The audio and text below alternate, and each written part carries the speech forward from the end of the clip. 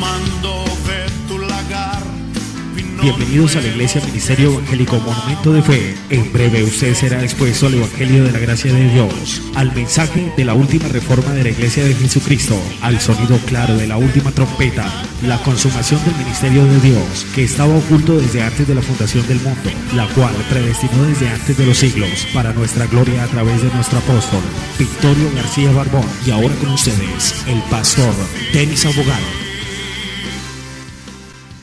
Pero donde él viera sangre, pasaba por encima, para allá. Pasar por encima, pasar por encima. Pasar por encima. Entonces ahora ya la sangre de los animales no sirve. Ahora la sangre que perdura, que es la fianza que Dios puso en la sangre de su Hijo amado Jesucristo el Señor. Amén. Que es una sangre eternamente limpia. Entonces, por esa sangre es el antídoto para todo mal. Donde uno va, la sangre de Cristo me cubre la mente. Cuando a uno le llegan pensamientos raros, cubre la mente. Cuando le llegan momentos difíciles, me sumerjo en la sangre de Cristo. He nacido para vencer, en Él soy más que vencedor. Eso tiene valor. También dijimos que habían dos asesinos de la gracia, del Evangelio de la Gracia. Uno de ellos es el legalismo, de eso te voy a hablar hoy, del legalismo. Y el otro es el calvinismo. El legalismo.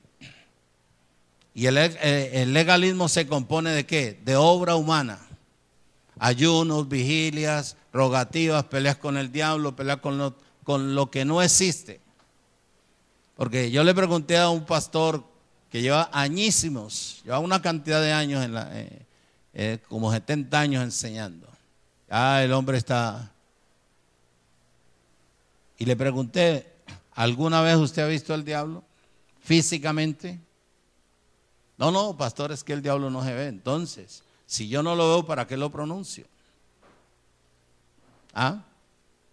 ¿Cuál es la razón de encantar a la gente con el diablo? Si el diablo fue un ángel que Dios mismo creó, que el nombre de él era Lucifer, que lo colocó como director de la orquesta en el reino de los cielos. Falló porque él quiso llegar a la misma altura de Dios. Se envaneció en su mente, en su corazón, y quiso ser semejante a Dios. Y confabulado con ellos había una cantidad de ángeles caídos, que son demonios. Entonces, ¿qué es lo que pasó? Cuando él pensó eso, ya Dios sabía. Entonces le dijo, bueno, ahora tú sales de aquí y espanto serás en la tierra. Y allá dejarás de ser. Lo sacaron del huerto del Edén. Entró al huerto del Edén ¿con qué propósito? Ya él había entrado a contaminar el mundo entero. ¿Con qué? Con su actitud. Cuando lo sacaron del cielo, entró al huerto del Edén donde estaba Adán y Eva. ¿Qué hizo ahí? Tergiversó todo lo que Dios le dijo ¿a quién? Adán. ¿Qué le dijo a Adán? De todos los árboles del campo podrás comer, menos del árbol que está en el centro. No era el de la manzana como le han dicho a la humanidad, era el árbol de la ciencia del bien y del mal. Que el día que de él comiera, se le abrirían los ojos y entonces iba a conocer que estaba desnudo. Tendría un conocimiento ¿qué? Corrompido, que se llama del griego epitupemia, conocimiento de maldad. ¿Qué pasó? No cogió a Adán, sino que cogió a Eva, la serpiente, la cogió y le habló. ¿Usted cuándo ha visto una serpiente hablar? Es una figura. Es una figura. Oído. Entonces, ¿qué le dijo a él? Con que Dios le dijo a Eva, les dijo que no comieran de los árboles del huerto. Entonces Eva le dijo, no, del árbol que está en el centro es que no podemos comer, del resto de todos los árboles podemos comer, disfrutar. ¿Sabe Dios que el día que coman de esos eran semejantes a Dios? No, ellos eran semejantes a Dios en la inocencia. Eran semejantes a Dios en la inocencia. ¿Qué pasó? ¿Cuál fue la razón en que ellos verdaderamente tomara posesión del reinado, de los reinos y todo eso en la tierra? Todo lo adquirió con mentira, pero legalmente. Es cuando Eva recibió, le envió un dardo, un velos o una metodía a Adán, que es una mentira que usurpa los vientos, los aires, que es la mentira que muchas veces le llega a la mente a la gente, se le clava y creen en esa mentira. Entonces Adán lo recibió. Cuando recibieron, comieron del árbol, vamos a comer, comieron, se le abrieron los ojos, se vieron desnudos y corrieron a hacer delantales con hoja de higuera. Pero como esa hoja se secaba, cada 3 días tenían que estarla cambiando. Entonces cuando Dios comenzó a buscar a Adán en el huerto, Adán, el hombre se escondió, guardó silencio por un instante y entonces Dios habló más duro. Entonces Adán le dijo, heme aquí, ¿de dónde estabas? Yo te dejé aquí. No, es que me escondí porque tuve miedo. ¿Quién te enseñó que comieras del árbol? ¿Ves? Le dijo, no, la mujer que tú me diste, y la mujer le echó la culpa a la serpiente. Entonces la serpiente no se arrastraba, la serpiente andaba siempre caminando. Entonces, ¿qué le dijo? Ahora por cuanto hiciste esto, entonces, oído, ahora comerás, te arrastrarás y comerás polvo de la tierra. No era el polvo de la tierra, era el polvo, el hombre. Porque el hombre fue creado ¿del dónde? Del polvo de la tierra. Y ahí es donde se cumple Génesis 3:15. Y ahora pondré enemistad entre ti y la simiente tuya. Ella te herirá, tú le herirás en la cabeza y ella te herirá ¿en dónde? En el cascañal.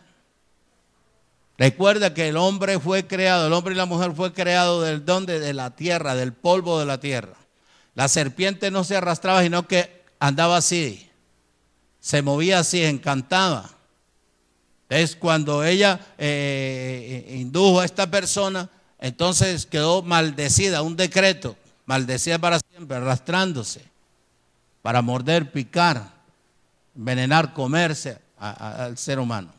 Es cuando perdieron todo eso, entonces Dios, ¿qué le hizo a Adán y a Eva? Anticipándole el sacrificio de su hijo amado, mató un animal para hacerle vestido ¿de qué? De pieles. Que era el prototipo de la muerte de su hijo amado en la cruz del Calvario, cuerpo partido y sangre derramada, que eso era lo que iba a haber en un futuro para poder rescatar Dios lo que el diablo les había quitado en el huerto del Edén. Amén.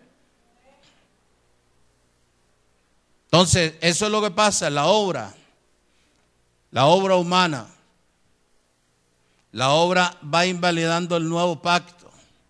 Eso fue lo que aprendió el ser humano, a obrar, no a reposar, a hacer, porque eso es lo que tiene la mente, la esclavitud en la mente. Es cuando el hombre se corrompió, cayó, todos nos descarriamos por causa de Adán. Todo Dios nos encerró en pecado. Entonces Dios dijo, ya tengo un plan. Yo sabía que el hombre iba a caer, entonces ahora voy a rescatarlo. Ahora voy a hacer lo que tengo que hacer. Entonces por eso el ser humano que obra, que ayuna, que bautiza, que se mete en vigilia, que pelea con el diablo, con los demonios, oye, vive atrasado. No sabe que ya hubo un sacrificio hace más de 2000 y pico de años, que esa sangre nos hizo libres eternamente y para siempre. No saben que con ese sacrificio de Hebreos 10:14 dice que estamos ¿qué? Completos eternamente y para siempre, perfectos. Dice Hebreos 2:14 bien que por cuanto Dios dice que como el que tenía el imperio de la muerte, este era el diablo, envió a su hijo en la cruz del Calvario, ¿para qué? Para vencerlo, para vencer la muerte. Porque la muerte estaba en el pecado. Entonces Dios quitó el pecado, dice Hebreos 9:26, bien claro. Quitado el pecado, dice 1 de Pedro 4:1, Así como Él padeció, también quitó el pecado. También de nosotros tenemos que tener una mente bien abierta, que el pecado no existe. Lo que existe es la mala actitud del ser humano. Que el ser humano, por cuanto ha venido creciendo, nació como el computador, siempre pongo yo ese ejemplo, con su mente limpia. Y a medida en que fue creciendo, el medio ambiente donde creció fue en su casa. Oyó el vocabulario de su padre, oyó el vocabulario de su madre, de sus hermanos, de sus tíos, de sus abuelos. De eso aprendió. Se fue a la escuela, aprendió por lo que oyó y por lo que vio. De eso comenzó a crecer y comenzó a ejecutarse y a llenarse su vida de malos hábitos, de malas costumbres, de malas actitudes, de todo lo natural, pero nada de lo espiritual, por cuanto los padres le dijeron desde pequeño que usted era católico desde que nació.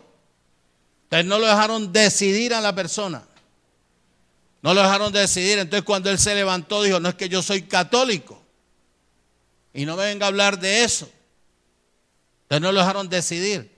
Porque cuando a uno lo dejan decidir, uno escoge. Entonces esa ha sido la lucha.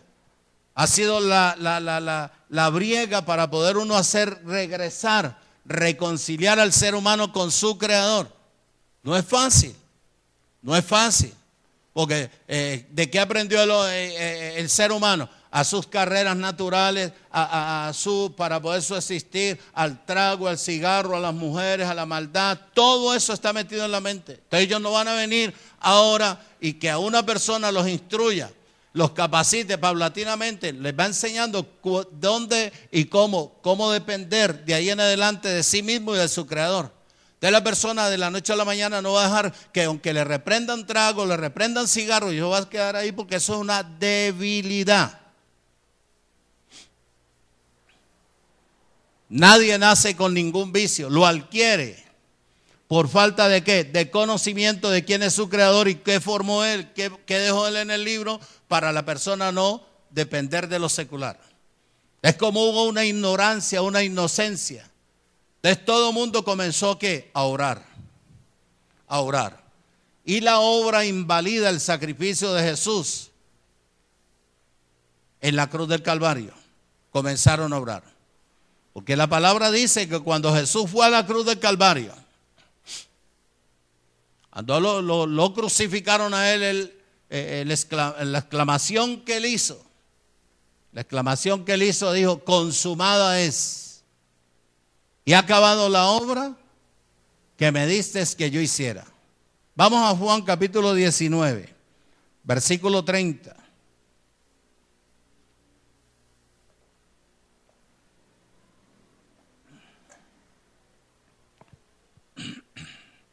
Juan capítulo 19, versículo 30.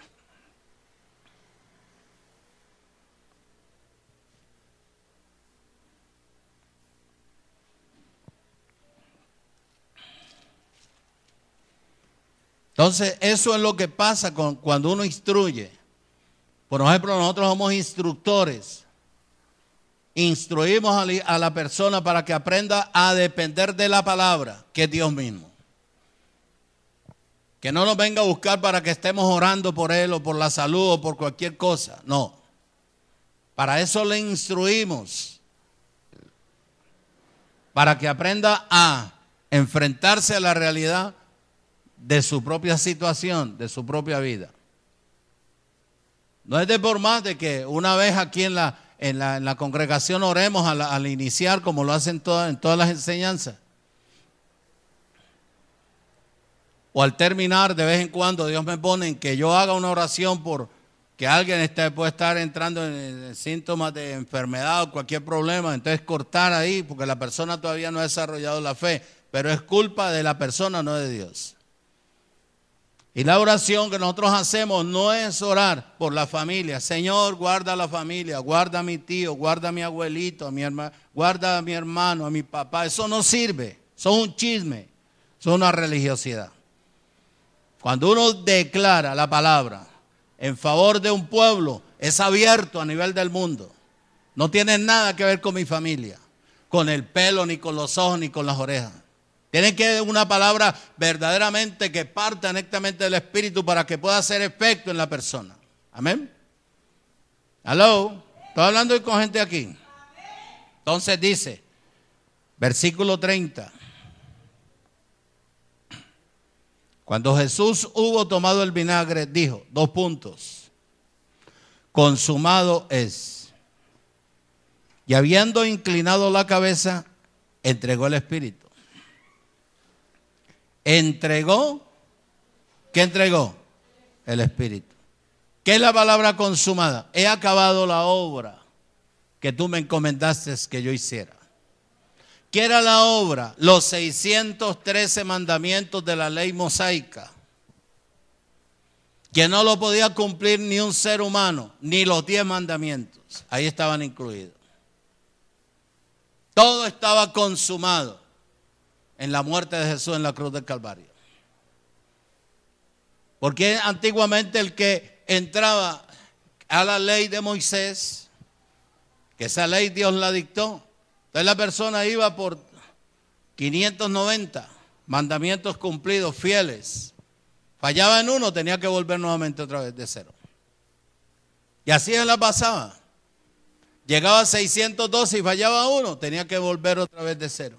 Entonces no había quien lo cumpliera. Pero entonces Dios dijo, yo tengo que mandarme mi hijo, voy a ir yo a meterme en el hijo para poderlos cumplir. Entonces los cumplió, los 10 mandamientos y los 113 mandamientos que había. Los cumplió, consumado es. Y observa que muchas veces la gente que lee la Escritura, por falta de tener vida en el Espíritu, por falta de ser sincero consigo mismo, por falta de tener honestidad con Dios, en vez de buscar a Dios verdaderamente en su integridad, para que Dios le pueda revelar, le pueda mostrar qué hay detrás de todo esto que se mueve. La persona no, dice, no, allá tenemos unos pastores que nos enseñan bien, pero de ahí no pasamos. Observa que esto fue profetizado.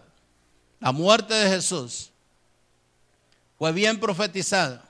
Y para ello estipularon una cantidad de semanas, porque el pueblo de Israel estaba destruido, completamente destruido. En el libro de Daniel, capítulo 9, no le quites ahí el dedo a Juan. Capítulo 9 de Daniel, observa.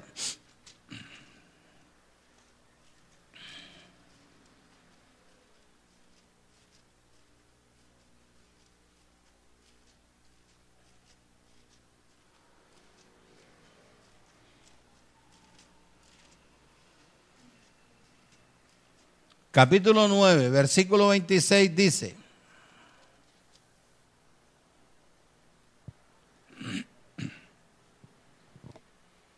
(9:26) y después de las 70 semanas, y después de las 72 semanas, se quitará la vida al Mesías. ¿Ah? Mas no por sí. ¿Y qué más? ¿Y qué? Subraya esa palabra. Y el pueblo de un príncipe que ha de venir destruirá la ciudad y el santuario. Y su fin será con inundación. Hasta el fin de la guerra durarán, ¿qué? Las devastaciones. Escúchame. En todas estas semanas habían varios sucesos. Varios sucesos. Iban a haber varios decretos de varios reyes persias. Yo por aquí anoté los decretos más o menos en una parte separadita. Había el primer decreto que era el 536. Había el segundo decreto que era el más importante, la muerte de Jesús. Y estaba el tercer decreto 444 antes de Cristo. Y el secreto más importante era este, el 457. Las semanas, ¿de qué se estipulaban las semanas? Era la reconstrucción que habían decretado para poder levantar nuevamente al pueblo de Israel o al pueblo judío. El versículo 25 dice: sabed pues y entended que desde la salida del orden para restaurar y edificar a Jerusalén hasta el Mesías, príncipe, habrán 7 semanas y 72 semanas se volverán, ¿qué? En 72 semanas se volverá a edificar la plaza y el muro en los tiempos angustiosos. Eso eran las semanas para reconstruir, para levantar. Pero después de eso, 2 semanas después habrá la muerte del Mesías. ¿Por qué? ¿Cuál es la razón? ¿Qué traía la muerte? Ya pronunciada. ¿Quién era el príncipe? El príncipe, de una forma figurada aquí, era un sistema religioso que iba a ser establecido. Y ahora es donde yo entiendo cuando el apóstol Victorio García Barbón nos dijo en una reunión en los Estados Unidos, nos dijo, cuando estábamos reunidos la cantidad de pastores, dijo: yo no quiero tener un concilio ni ser protagonista de un concilio. Simplemente tendré una relación con ustedes. Y al tener una relación con ustedes no seré protagonista de nada. Porque cada iglesia tendrá que irse edificando hacia la palabra que Dios le vaya dando al pastor. Claro, yo le voy a servir de soporte, le voy a estar enviando la palabra para que vayan creciendo en algo que ustedes no conocen. Pero no quiero ser protagonista. No quiero liderar nada. Porque Dios a mí me dio una iglesia en Miami y es la que yo tengo que cuidar. Ahora yo lo entiendo. Porque lo que está diciendo Daniel aquí, en los sucesos esos de las 69 semanas y después en las 62 semanas, después las 7 semanas, después las otras semanas 70 y después de esas 2 semanas más para matar. Cada semana de oído anteriormente eran equivalentes a 7 años. 7 años. Y en la última semana, en la mitad de la semana, mataron al Mesías. ¿Y cuál es la mitad de la semana? No saben ustedes. No saben leer la semana. Miércoles. Entonces, si lo mataron miércoles y se demoraba 3 días para resucitar, ¿cuándo resucitó? No fue domingo. Dice bien claro ahí. Oído. Después de las 70 semanas.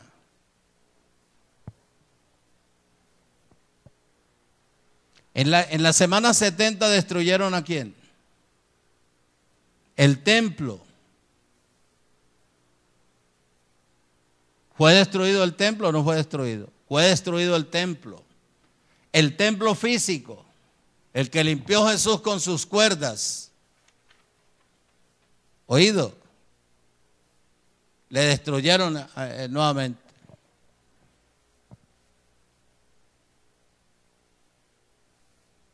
Para que no hubiera templo. El Dios que es sabio dijo: ahora se los voy a dejar así caídos, porque ahora yo no voy a morar en ningún templo hecho por manos humanas. Ahora voy a morar en templos humanos, o sea que Él mora en cada uno de nosotros. ¿Ah? Y eso es lo que está diciendo él ahí. En la destrucción del templo, la destrucción del templo de Jerusalén en el año 70, después de Cristo, les viene, oído, Dios ahora a hacer su obra, infinita obra en el ser humano. Si uno quiere, bien, y si el otro no, si no quiere, tranquilo, habrá otro. ¿Quiénes mataron a Jesús? Los judíos, su propio pueblo, porque el pueblo no quería que él reinara sobre ellos. ¿Quiénes destruyeron el templo de Jerusalén? Los romanos.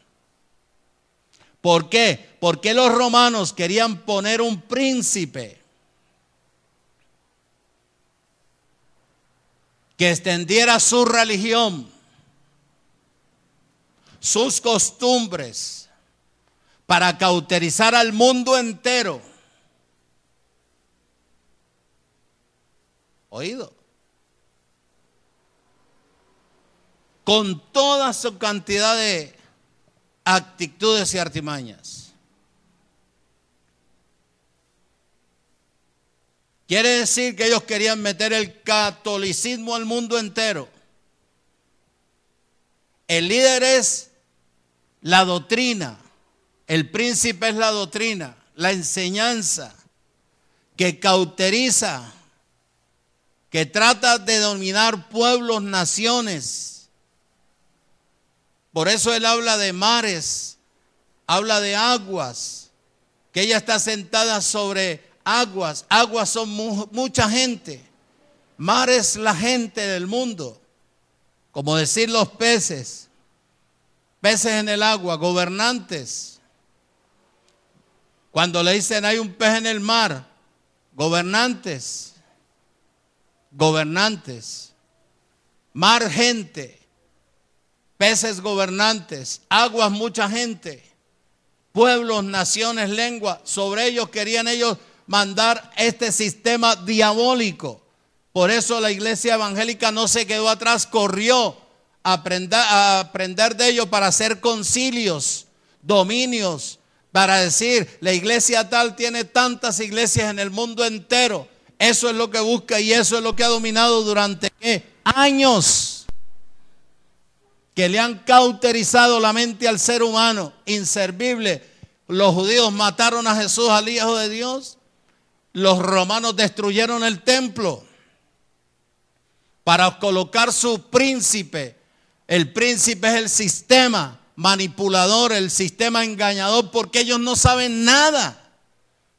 Tanto el catolicismo como la iglesia evangélica no edifican a nadie. En vez de instruir, destruyen. Vuelven a la gente sosa, atrasada completamente de carácter, de personalidad, dependiendo del pastor, llevándole una cosita aquí, otra cosita allá, que mi pastor, que mi pastor, que mi pastor. Es bueno amar al pastor, está bien, pero no idolatrarlo. Porque el pastor que hay que idolatrar y amarlo es a Jesucristo, es el único pastor en la tierra.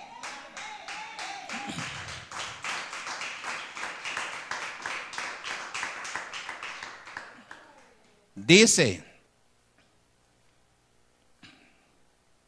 que el príncipe había de venir. Versículo 27.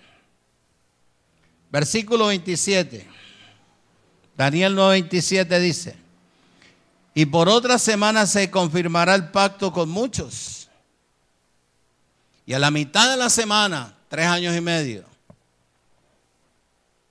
Entonces mira la mentira que hace la religión. ¿Qué celebran ellos el día domingo? Y que la resurrección de Cristo. ¿Cuál? Si Cristo resucitó hace más de 2000 y pico de años. Y además resucitó el día sábado.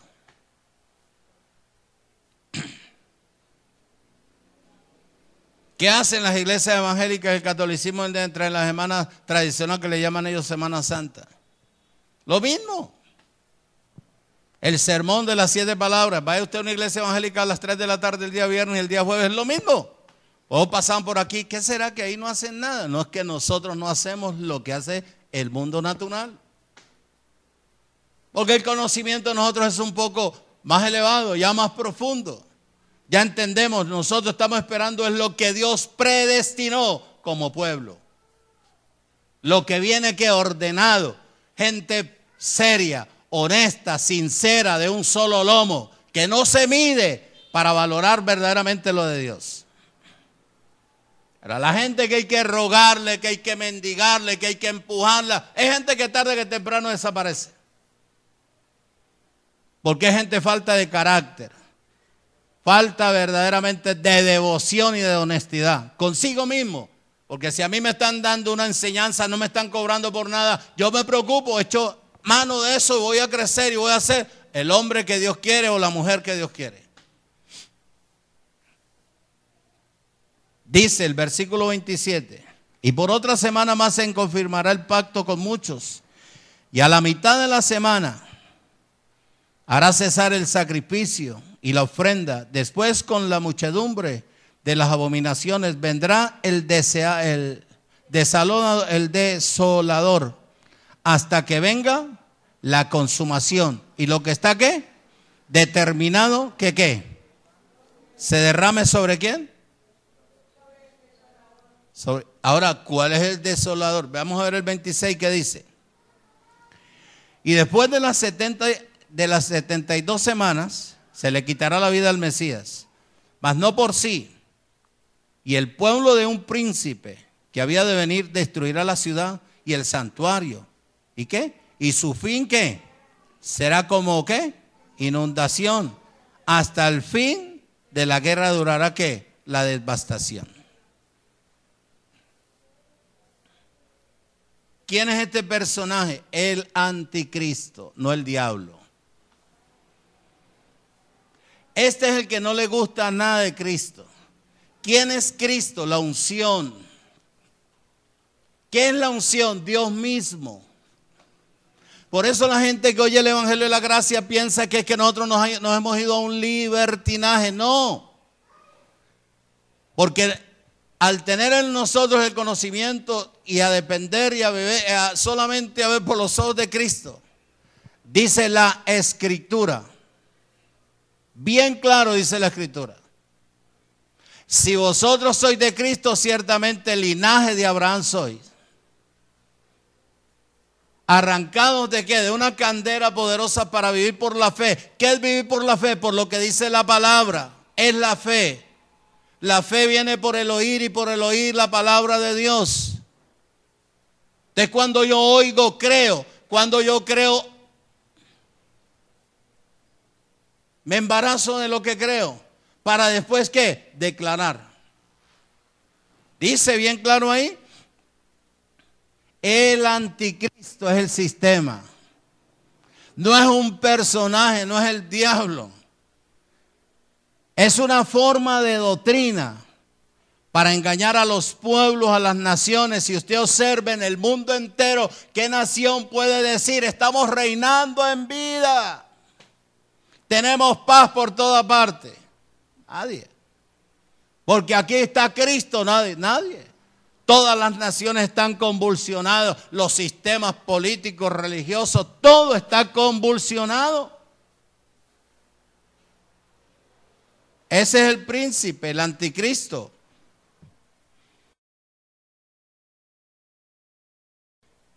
Su pacto con muchos.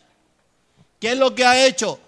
Inundar el mundo entero ¿de qué? De cantidad de tradiciones, de religiosidades, de costumbres, de brujos, de hechiceros, de mentirosos, negociantes. ¿Con qué? Con la palabra.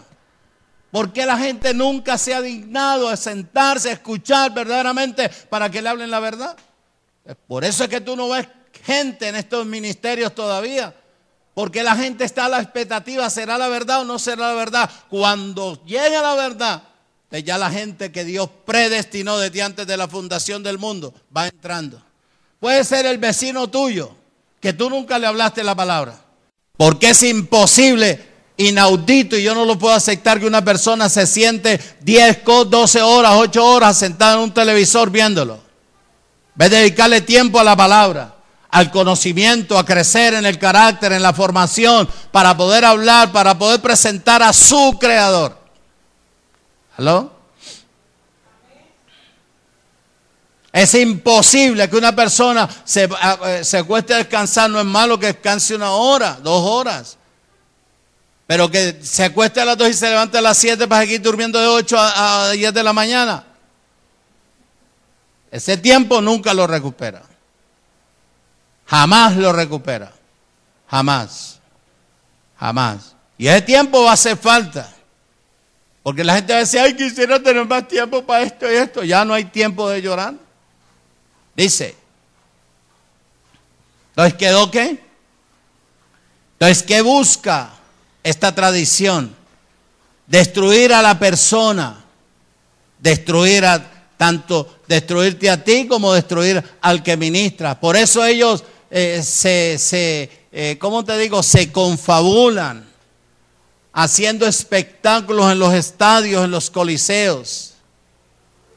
Es cuando Dios ahí, por ejemplo, en el caso mío, yo le he dicho a Dios, bueno, ya es hora que tú voltees a mirar esta viña.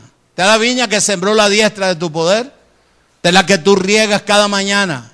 Muéstrame, determina, porque yo quiero salir a volar. Quiero salir a enseñar esta palabra. Ahora tengo el conocimiento que tú me has dado.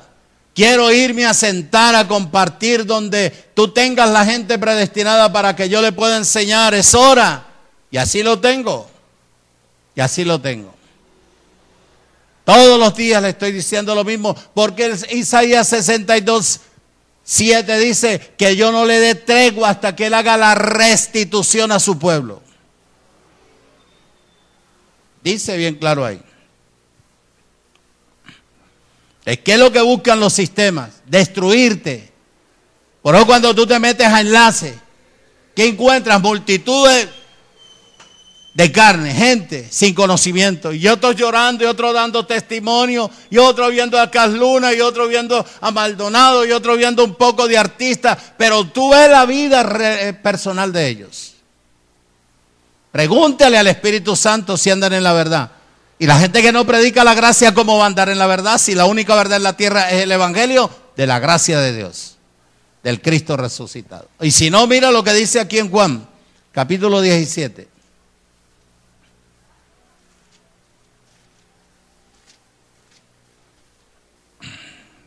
Versículo 4.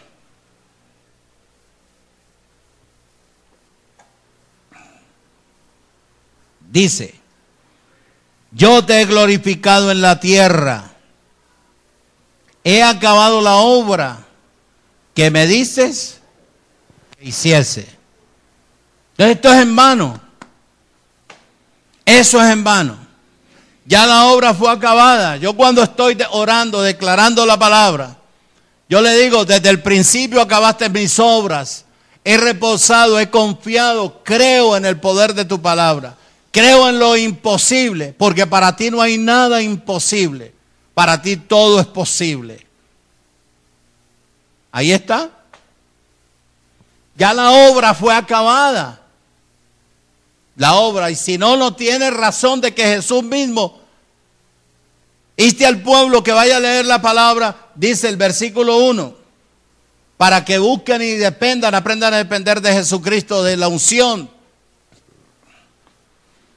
Estas cosas habló Jesús, estando en vida, y levantando los ojos al cielo dijo, Padre, la hora ha llegado, glorifica a tu Hijo, para que también tu Hijo te glorifique a ti.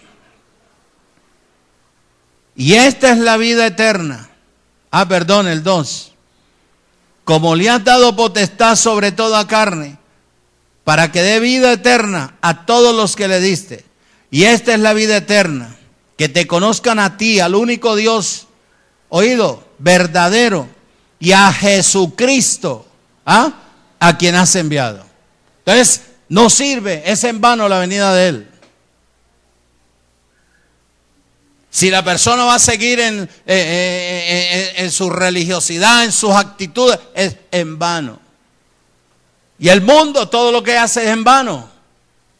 Porque todo lo que hace la gente, que la gente dice es que yo soy de Dios porque cargo la Biblia. Si usted fuera de Dios, escucharía la palabra de Dios. ¿Y cuál es la palabra de Dios? La gracia de Jesucristo el Señor. El evangelio de la fe. El único evangelio que transforma vidas, que cambia hogares, que transforma naciones, que transforma pueblos. Es el evangelio de la gracia de Dios. No hay otro. Eso es una carreta, una mentira, muy bonito, se ve muy bonito, fulano, sultano. Pero cuando a usted le digan, que yo también soy de Dios. Si usted fuera de Dios, estaría en la gracia. El único evangelio que tiene peso y que es respaldado por Dios es el evangelio de la gracia, del Cristo resucitado. Es lo que dice ahí. Es que es lo que quiere hacer la obra o los sistemas. ¿Qué es lo que quieren hacer? Destruirte o destruir al ser humano. ¿Ya lo tienen destruido? Mira las naciones. Mira las naciones. Ya la obra fue acabada con la muerte de Jesús en la cruz del Calvario. Dijo bien claro, consumado es. He aquí la obra que me diste que te hiciera, ya fue terminada. De aquí en adelante, ¿qué hay que hacer, pastor? Nada. Agradecerle a Dios por todo lo que hizo en la cruz del Calvario a través de su Hijo. Valorar la muerte de Jesús en la cruz del Calvario. Esa es una, cuando uno viene a una fiesta de saber que ya hubo un cordero. Esa es la Pascua de nosotros. Pero llegar ahí como el religioso, como el mudo, como el ciego, como el sordo, eso no sirve, es una religiosidad. Demostrar lo que uno es. Así sean 3 o 4, pero que sean alegres, que tengan vida en el espíritu. No porque copian, no porque oyen, no porque ven, sino porque en ellos está ¿quién? Quien da la vida. ¿Aló? Pero eso llegar ahí y voltear a mirar 30 bancas vacías y eso no sirve. Esa es la tarea mía como pastor.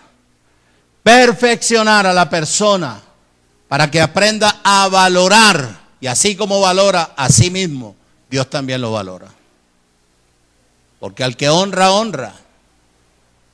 ¿Para qué uno equipar o enseñarle a un poco de gente que todavía siga con el sentimiento de una limosna? Usted con 200 pesos o con 1000 pesos, usted no hace nada. No hace nada. No hace nada. Hace años me dijo el apóstol, ¿qué hago yo aquí con 2 pesos, negro? Y le mandé, que para mí $400 eran, 400,000 pesos eran mucho, y le mandé $200. Y para él eran 200 pesos. Entonces yo no entendí en el momento, le dije, no, perdóneme la expresión, que se joda entonces. Pero con el tiempo vengo entendiendo, porque la palabra misma me va enseñando, me va instruyendo. Que lo que la palabra que Dios me dio por boca de él, hay que valorarlo. Puedo tener muchos sentimientos, pero me abstengo de ir a sembrar una limosna. Es la gente que no entiende, no comprende que están sin circuncidar, siguen una limosna. Yo le pregunto a usted, con 2,000 pesos, ¿usted come una semana?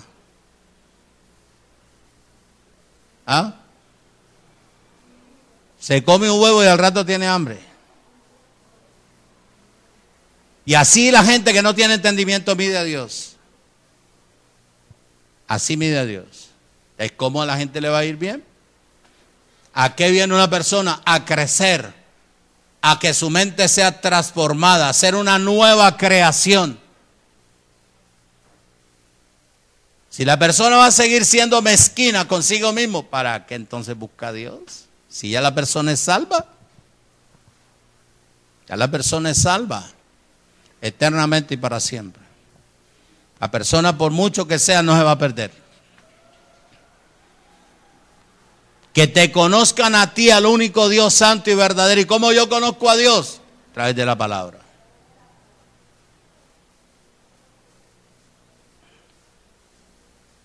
No porque a mí me lo presentó Julano Sultano, no, porque la palabra dice.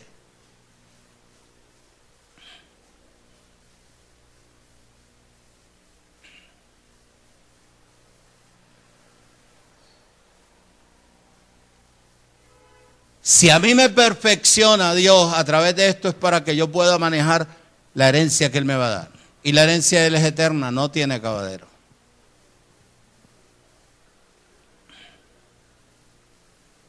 Si Dios me ha sostenido aquí a mí, es porque algo grande tiene que suceder en esta ciudad.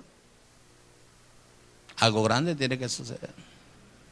Si uno no funciona, funcionan otros. Pero Dios nunca deja lo suyo caído. Y esto es lo que le agrada a Dios. Cuando la obra se convierte en una persona como un hábito, oye, pasa a ser una tradición que va de generación en generación, de generación en generación, de generación en generación. ¿Qué dijo él? Consumado es. ¿He acabado? Entonces, ¿para qué seguir obrando? ¿Para qué seguir obrando? ¿Para qué me congrego yo? ¿Para seguir burlándome de Dios? De Dios nadie se burla.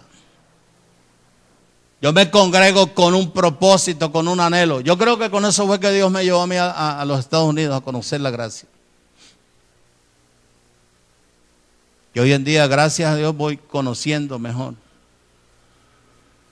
Y eso es lo que yo quiero transmitirle a mis hijas y a mi esposa. Carácter. Carácter. Nunca he sido un hombre mezquino. Me gustan las cosas con amplitud. Nunca. Nunca. Aún no teniendo este conocimiento. Ahora se han troncado las cosas porque yo sé que hay que bregar para formar la gente, para que la gente aprenda a no depender de lo que tiene alrededor, más bien mire al Señor y valore verdaderamente la obra del Señor. Jeremías capítulo 9 dice: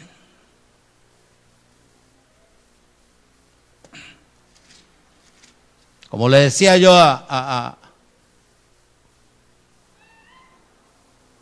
al apóstol, decía yo al apóstol en la charla que tuvimos en estos días, hay como 15 días.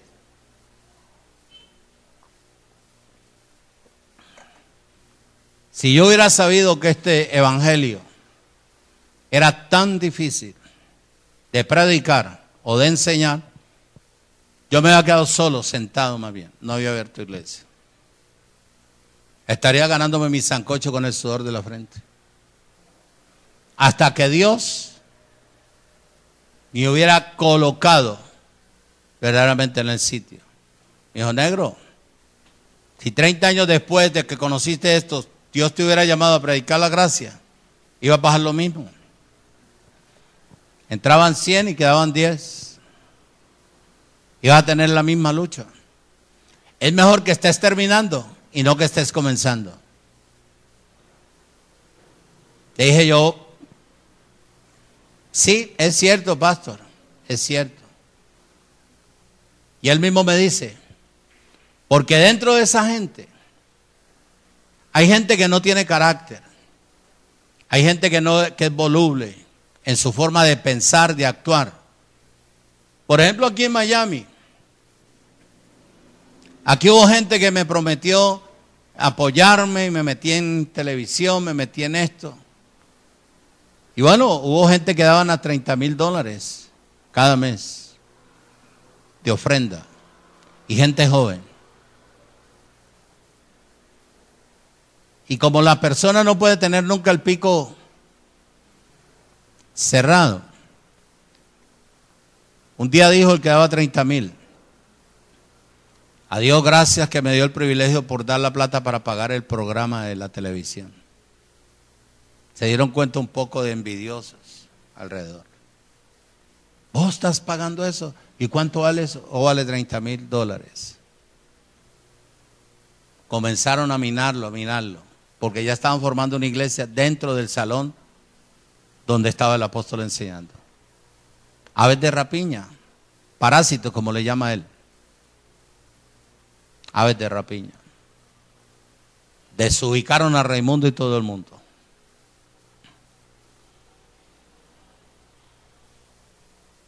Lo que él tiene ahí es gente que viene creciendo, pero es gente como muda.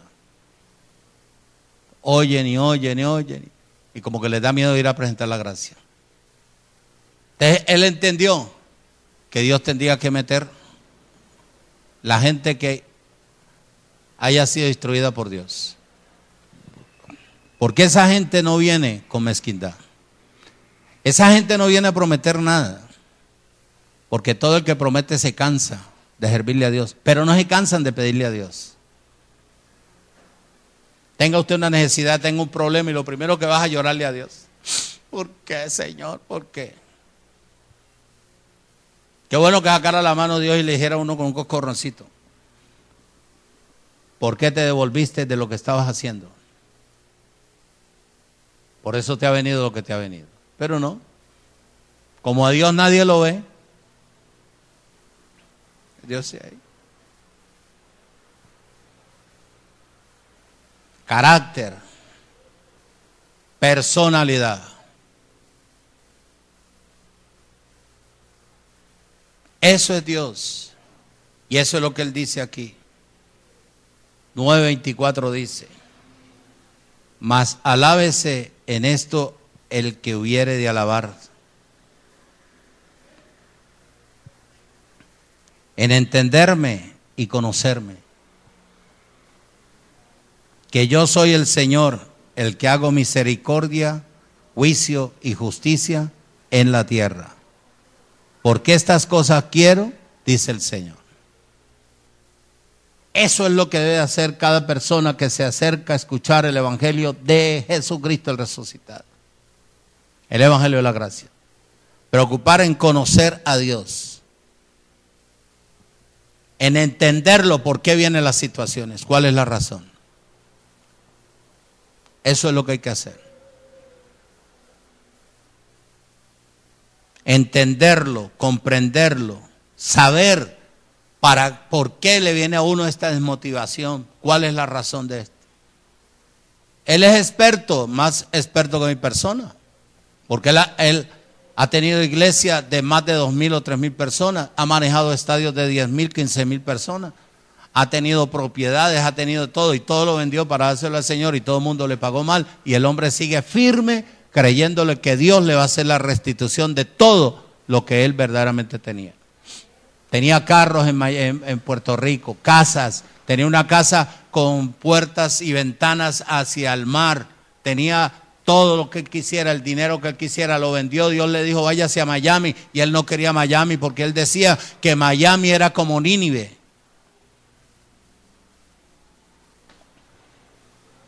En Puerto Rico en ese tiempo habían 5,000 y pico de iglesias y al hombre lo invitaban a campañas, a todo eso. Él dice que él nunca era de terminar allá, que él tenía su dinero, tenía todo. Y un día Dios comenzó a troncarle todas las cosas y le dijo: para Miami, que el hombre se había negado más de 10 veces. Nunca quiero ir a Miami. Le tocó vender todo. Y todo prácticamente lo sembró, lo apoyó la obra, caminó con hambres. Cuando lo conocieron, lo invitaron, comenzaron a invitar y entonces Dios le dio el sitio, que fue Encuentro. Y en Encuentro comenzó él a enseñar la palabra, comenzó a enseñarla. Y empezó él a ver el fruto. Pero el fruto era un fruto agrio, aunque había gente que lo envenenaron, pero hay gente que lo ama al hombre en Miami. Entonces esa gente que estaba a la expectativa de qué es lo que va a pasar con la gracia, créeme que habrá gente que entrará que está predestinada. Pero entre toda esa gente había gente indeseable. Gente que no hacían sino prometer y engañar, eran para hacer protagonismo con el Evangelio de la gracia. Y él no se prestó para todo eso. Entonces lo alejaron. ¿Qué es la preocupación de nosotros? Mas alábese en todo, el hombre o la mujer debe de alabarse en esto, en entenderme y conocerme.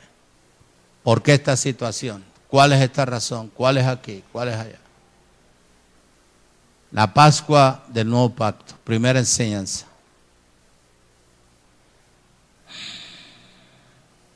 Primera enseñanza. Esta es la Pascua de nosotros. Debe ser una fiesta, debe ser alegría, no debe ser religiosidad.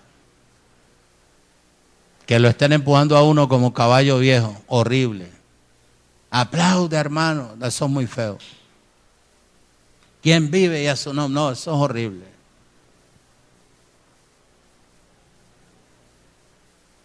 La Pascua del Nuevo Pacto. Sentarse a comer la palabra usted en su hogar. Disfrutar y hacerla viva. Ahí vamos poco a poco, hasta terminar todo el pensamiento de ellos. No sé cuántas enseñanzas vaya a compartir de esto. Damos gracias a Dios en esta mañana.